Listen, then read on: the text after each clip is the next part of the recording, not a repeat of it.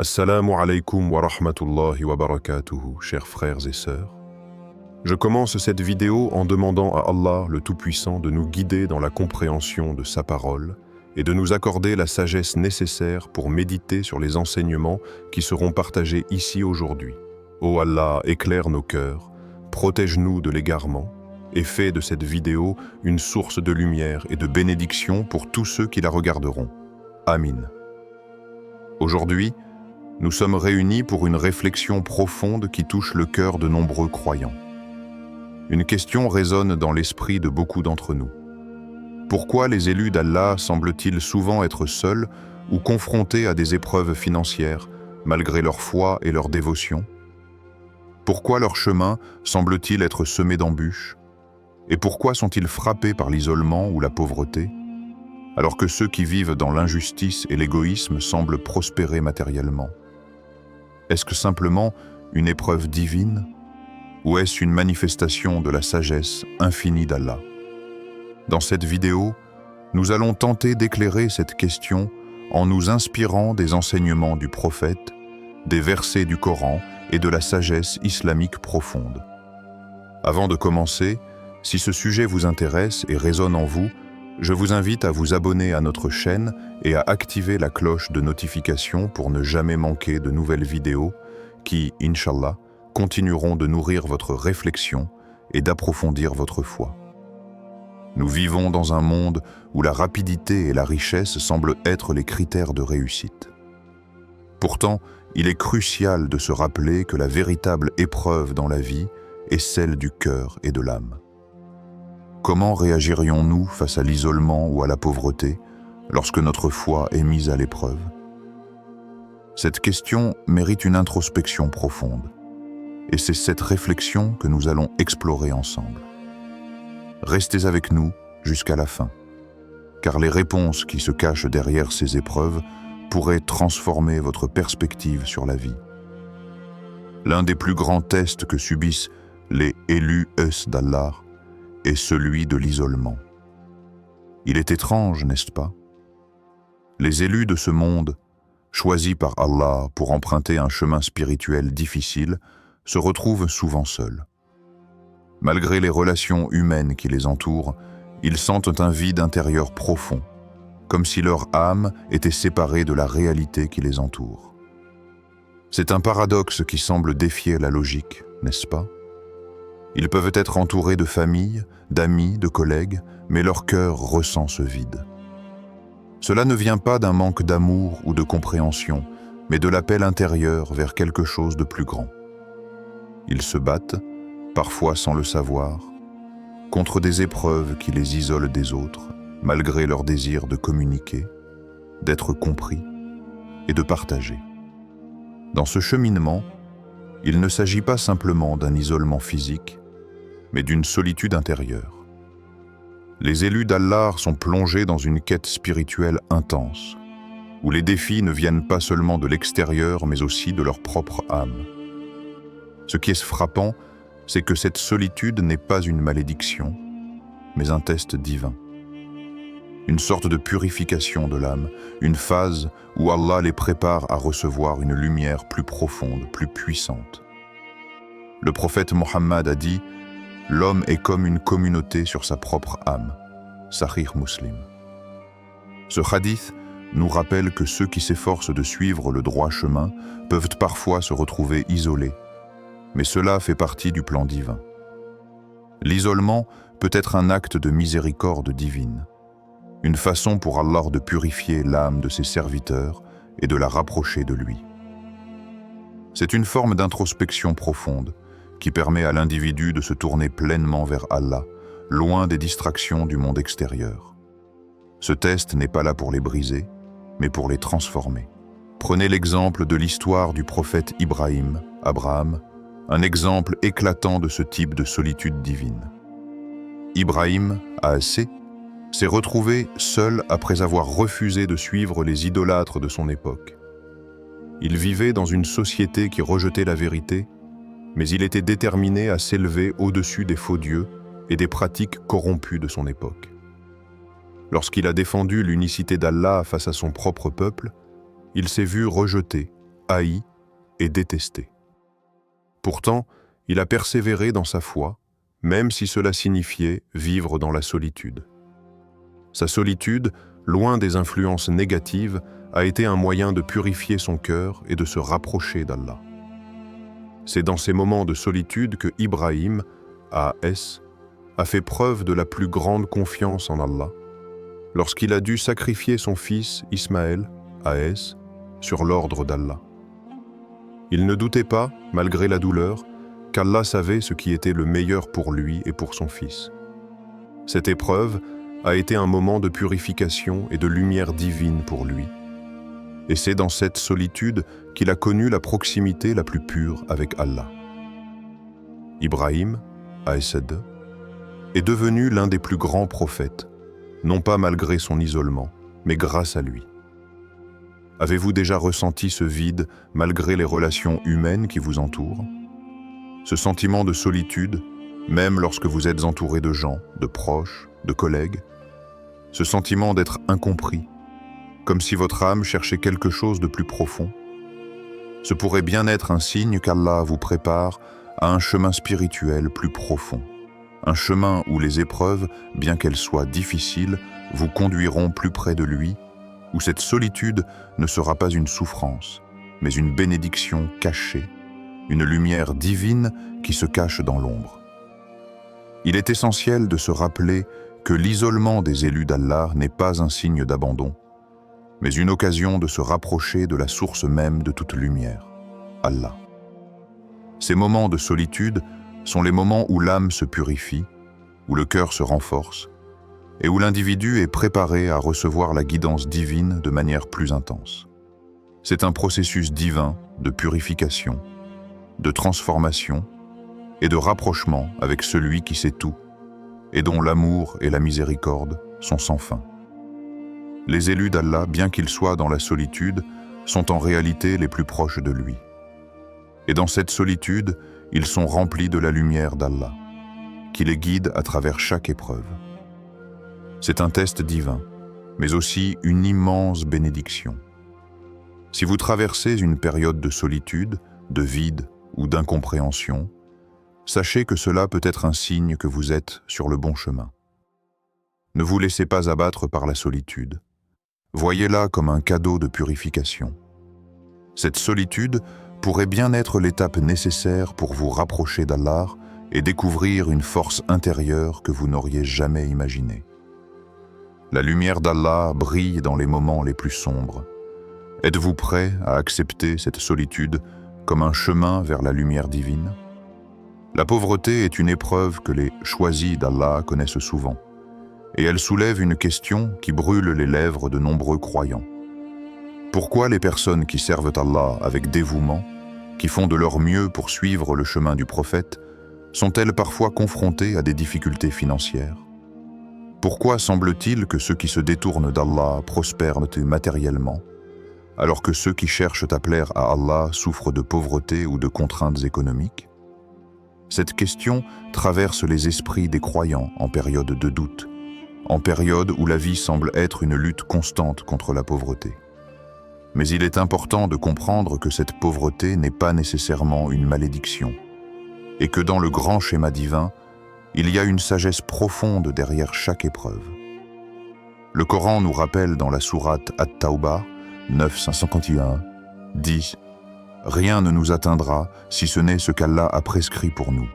Il est notre protecteur, et c'est en Allah que les croyants doivent placer leur confiance. » Ce verset est un appel à la confiance inébranlable en Allah, à comprendre que tout ce que nous vivons, que ce soit la richesse ou la pauvreté, fait partie du plan divin. La pauvreté, dans ce contexte, devient alors un test de patience, de foi et de confiance en Allah. Un test qui permet à ceux qui sont choisis par Allah de se détacher des biens matériels et de se concentrer sur ce qui est véritablement important, la vie éternelle.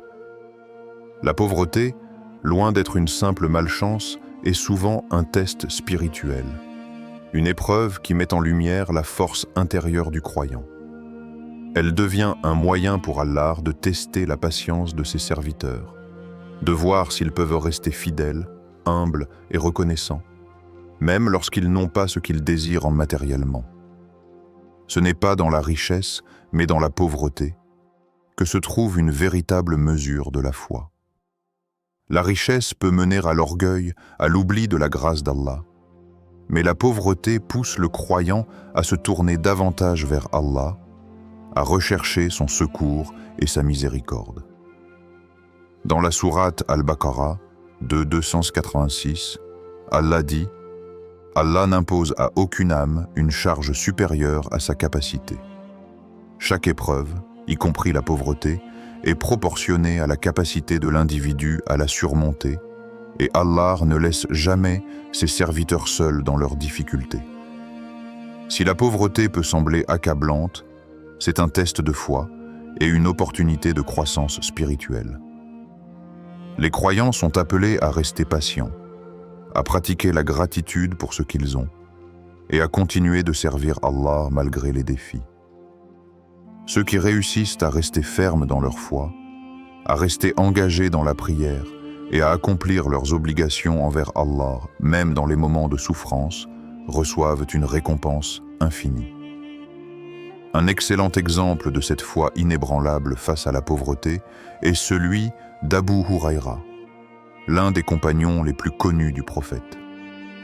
Abu Huraïra vivait dans une pauvreté extrême. Il n'avait rien, sauf sa foi et son amour pour Allah et le prophète. Il n'était pas seulement pauvre matériellement, mais il vivait souvent dans des conditions extrêmement difficiles, allant parfois sans nourriture pendant plusieurs jours. Pourtant, cette pauvreté ne l'a jamais fait douter de sa foi, ni diminuer son désir de servir la cause d'Allah. Abu Huraïra est devenu l'un des plus grands narrateurs de hadiths, et c'est grâce à sa fidélité et à son humilité, même dans la pauvreté, qu'Allah l'a honoré de transmettre tant d'enseignements du prophète. Ces épreuves n'étaient pas un obstacle à son amour pour Allah, mais un moyen de purifier son âme et de se rapprocher de la miséricorde divine. Il est dit qu'Abu Huraïra ne se plaignait jamais de sa situation. Au contraire, il considérait chaque difficulté comme une opportunité de gagner des récompenses auprès d'Allah. Lorsqu'il était affamé, il priait avec patience et il utilisait chaque moment de souffrance pour se rapprocher davantage de son Créateur.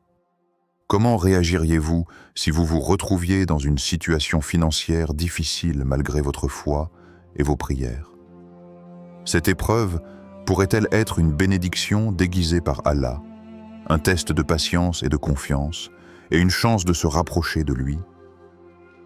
Il est facile de se laisser emporter par le désir de richesse et de confort matériel, mais la vraie richesse ne réside pas dans ce que l'on possède, mais dans ce que l'on donne et dans la qualité de notre foi. La pauvreté peut être un chemin vers la purification de l'âme, un moyen de comprendre ce qui est vraiment important dans cette vie et dans l'au-delà. La pauvreté, loin d'être une malédiction, est un moyen par lequel Allah teste ceux qui sont choisis. Ces épreuves sont des rappels de la réalité de ce monde. Tout ce que nous possédons ici-bas est temporaire, mais la récompense d'Allah est éternelle. Ceux qui font preuve de patience dans la pauvreté sont honorés par Allah, et leur foi devient plus forte, plus pure. Le prophète nous a enseigné que l'amour pour Allah ne dépend pas des biens matériels, mais de la sincérité de notre cœur et de notre engagement à servir Allah. Chaque difficulté, qu'elle soit financière, spirituelle ou émotionnelle, est un moyen pour Allah de nous affiner, de nous élever et de nous préparer à une récompense infinie dans l'au-delà. La pauvreté des élus d'Allah est donc un signe de leur proximité avec lui, une opportunité pour eux de grandir dans leur foi et de recevoir la récompense divine la plus grande. Lorsque vous êtes confronté à des difficultés financières, prenez un moment pour réfléchir à la façon dont vous pouvez transformer cette épreuve en une occasion de renforcer votre foi. Peut-être qu'Allah vous appelle à vous détacher des biens matériels et à rechercher ce qui est éternel. Cette épreuve pourrait-elle être une bénédiction déguisée pour purifier votre cœur et vous rapprocher d'Allah? Les choisis d'Allah sont souvent mis à l'épreuve. C'est une vérité difficile à accepter pour beaucoup, Mais ces épreuves ne sont pas un signe de malheur, loin de là. Au contraire, elles sont des bénédictions déguisées, des opportunités divines d'affiner l'âme et de se rapprocher d'Allah. Comme l'énonce le Coran dans la sourate Al-Baqarah, de 214, est-ce que vous pensez entrer au paradis sans que ne vous soient venues de semblables épreuves à ceux qui vous ont précédés? Ils furent frappés par la souffrance et l'adversité. Cette vérité, répétée dans le Coran et confirmée par les hadiths du prophète, montre que la souffrance fait partie du chemin vers la purification. Allah, dans sa sagesse infinie, éprouve ceux qu'il aime pour les purifier, pour les rapprocher de lui et pour renforcer leur foi. Chaque épreuve, chaque difficulté, chaque moment de solitude ou de pauvreté est une occasion de grandir spirituellement. Ce ne sont pas des punitions, mais des tests de foi qui permettent de se défaire des liens matériels et des distractions mondaines pour se concentrer sur ce qui est véritablement important, la proximité d'Allah. L'épreuve divine est la purification de l'âme. Dans notre monde, il est facile de se laisser prendre par les plaisirs matériels. Mais ces plaisirs sont éphémères et souvent décevants. Allah, par ses tests, nous rappelle que la véritable richesse réside dans l'âme, dans la foi et dans la paix intérieure qui découle de la soumission totale à lui. Ce n'est pas l'accumulation de biens ou la reconnaissance sociale qui nous élève, mais notre capacité à rester ferme dans l'épreuve, à faire preuve de patience et à nous tourner vers lui, même lorsque tout semble s'effondrer autour de nous. Le prophète nous a montré par son propre exemple que l'isolement et la pauvreté ne sont pas des entraves, mais des moyens d'approfondir notre foi. Lorsque les choses ne vont pas comme nous l'espérons, c'est là que la véritable foi se révèle. Une foi qui se nourrit de la certitude que chaque difficulté est une opportunité de se rapprocher d'Allah. Le prophète est la perte de Khadija et Abu Talib. Prenons l'exemple du prophète Mohammed, qui a traversé des épreuves inimaginables dans sa vie. Parmi ces épreuves, la perte de son épouse Khadija, qu'Allah soit satisfait d'elle, et de son oncle Abu Talib a été particulièrement douloureuse. Ces deux personnes étaient les plus proches du prophète, ceux qui l'ont soutenu dans ses moments les plus difficiles. Leur perte a laissé le prophète dans une solitude extrême, un isolement qu'il n'avait jamais connu auparavant. Mais c'est à travers cette épreuve, ce moment de douleur profonde, que le prophète a connu une proximité plus intime avec Allah. Lors de cette période, il a été conforté par la présence divine et sa foi a été renforcée. C'est après la perte de Khadija et d'Abu Talib que le prophète a reçu la révélation de l'ascension nocturne, Isra et Miraj, un moment de proximité directe avec Allah, qui a renforcé sa mission et sa foi. L'isolement et la solitude qu'il a vécue étaient en réalité des bénédictions cachées. C'est à travers ces épreuves qu'il a découvert une lumière divine plus profonde, et que son cœur s'est purifié pour porter la mission de prophète avec plus de force. Ce n'était pas une punition, mais un test d'amour, de foi et de dévotion. Avez-vous déjà traversé des épreuves où, même si vous vous sentiez seul, vous avez ressenti un lien spirituel plus profond avec Allah? Ces moments de solitude, où l'on semble être laissé à soi-même, sont souvent ceux où l'on est le plus proche d'Allah. Ces moments peuvent en réalité être les plus précieux de votre vie, car ils sont l'occasion d'un rapprochement plus intime avec lui, loin des distractions et des plaisirs mondains. Ces épreuves sont des tests qui nous permettent de mieux comprendre le sens profond de la vie, de notre existence et de notre place auprès d'Allah. La solitude, la pauvreté et la souffrance sont des chemins vers la purification de l'âme, des chemins que peu choisissent volontairement, mais que ceux qui sont choisis acceptent avec foi et soumission. Chers frères et sœurs, lorsque vous traversez des moments de solitude ou de pauvreté, rappelez-vous que ce n'est pas la fin du chemin, mais une étape vers quelque chose de plus grand. Chaque difficulté que vous rencontrez est une occasion de purifier votre cœur, de renforcer votre foi et de vous rapprocher d'Allah. N'oubliez pas que la récompense d'Allah est infinie et que ce qui semble être une épreuve est en réalité une bénédiction cachée, un moyen pour vous de vous élever spirituellement. Dans ces moments de solitude, cherchez Allah avec tout votre cœur et vous trouverez une lumière qui éclaire même les ténèbres les plus profondes. La souffrance, la solitude et la pauvreté, lorsqu'elles sont traversées avec patience et foi, deviennent des bénédictions divines qui purifient notre âme et renforcent le lien avec notre Créateur. L'humilité est une qualité qui distingue les élus d'Allah. L'isolement et la pauvreté servent à leur rappeler leur dépendance totale envers Allah. Lorsque l'on est riche ou entouré de gens, il est facile de se laisser distraire par les plaisirs mondains. Mais lorsque tout est pris, quand la compagnie est rare, Allah devient notre seul refuge. C'est toi, notre Seigneur, qui est notre refuge. Et c'est auprès de toi que nous cherchons le secours. Coran 1:5. Regardons l'exemple du prophète Muhammad qui vivait une vie modeste, loin des luxes et des distractions matérielles, malgré sa position unique. Sa vie nous rappelle que l'humilité est une force spirituelle. Ressentez-vous parfois que la richesse matérielle et la popularité peuvent devenir des distractions dans votre foi? Que diriez-vous de remettre tout entre les mains d'Allah et de chercher refuge dans sa proximité? Les élus d'Allah, bien qu'ils traversent des épreuves de solitude et de pauvreté, sont ceux qui sont les plus proches de lui. Dans la sourate Al-Ahzab 33-21, Allah nous rappelle à travers le prophète: vous avez dans le messager d'Allah un bel exemple pour celui qui espère en Allah et au jour dernier. C'est dans ces moments difficiles que la foi brille le plus fort, que la patience se transforme en lumière et que le cœur devient pur. Les difficultés ne sont que des signes de l'approbation divine. Comme les compagnons du prophète qui ont supporté la faim, la pauvreté et l'isolement. Ces épreuves n'étaient pas une malédiction, mais un moyen de purifier leur foi et de se rapprocher de la grandeur divine. Lorsque vous êtes confronté à des difficultés, comment vous rappelez-vous de la sagesse derrière ces épreuves?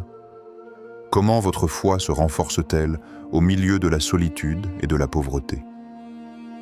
Chers frères et sœurs, la solitude et la pauvreté ne sont pas des signes de malheur, mais des tests divins pour affiner notre foi et nous rapprocher d'Allah. Nous devons garder en tête que ce chemin, bien que difficile, est la voie des élus d'Allah, ce qu'il choisit pour porter sa lumière dans ce monde. Que la paix d'Allah soit sur vous. N'oubliez pas de vous abonner, de liker cette vidéo si elle vous a touché et de partager vos réflexions dans les commentaires. Que la guidance d'Allah vous accompagne à chaque étape de votre cheminement spirituel. Ô Allah, accorde-nous la patience dans nos épreuves et fais de nos solitudes des moments de pureté et de proximité avec toi. Amin.